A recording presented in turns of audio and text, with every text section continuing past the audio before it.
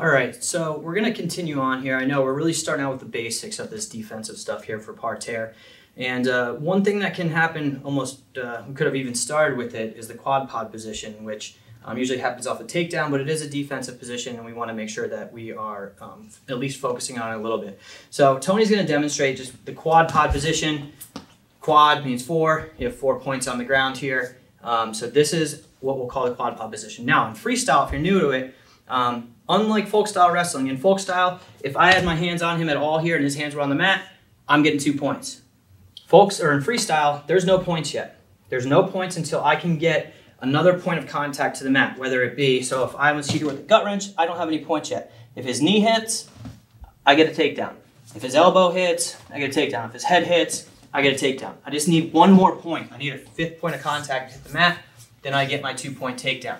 And if you watch a lot of the international wrestling with the people, a lot of the Europeans, the Russians, in the Olympics, they are very, very good in this position. It's really hard to get a takedown on somebody. So they spend a lot of time there. We don't wrestle as much freestyle in the United States. We're getting better at it. But this is a position that you're going to have to get good at. And so for now, we're just going over the defensive side of it. And like we went over the rules of it.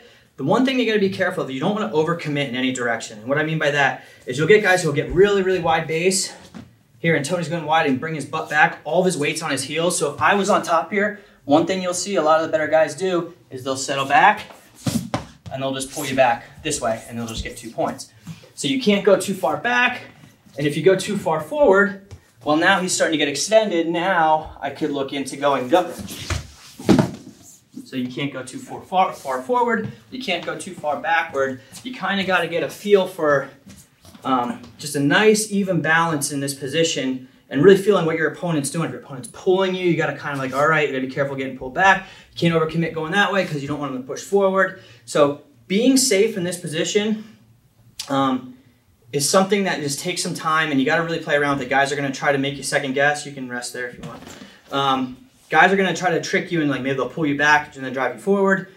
So really getting comfortable in that position is important. And again, if you watch any wrestling overseas, the international level, the Olympic level, and seeing guys in this position, it's pretty amazing, some of the stuff they can do in there. So again, some basic stuff there, again, from the quad pod, a little bit about the rules, and just a little bit about you don't want to overcommit in any direction. And to keep a nice solid base there, be ready to hold your position, but make sure you're not giving up a tech fall to save 2 points. Worst case scenario, give up the takedown. Don't give up a 4-point move. Don't give up a leg lace or a gut wrench that's going to end the match. Make sure you're being smart in there. If you have to give up 2, you give up 2.